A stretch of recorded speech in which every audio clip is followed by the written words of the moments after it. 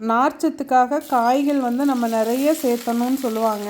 அப்போ காய்கள் பொரியலாக செஞ்சோம்னா அவ்வளோக்கா சாப்பிட முடியாது. சாப்பாடு கூட பொரியல் சாப்பிட்றது ஈஸிங்க.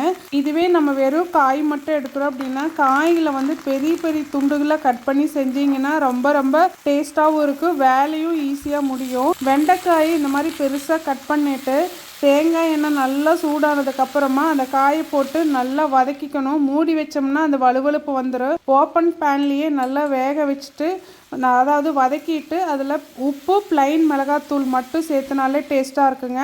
இது கூட வேக வச்சுருக்கிற கடலைப்பருப்பு சேர்த்துனேன். அது கடலைப்பருப்பு ப்ரோட்டீனாகவும் இருக்குது. இந்த பிளேட்டு தானுங்க ஒரு மார்னிங் பிரேக்ஃபாஸ்ட்டுக்கு செஞ்சோம்.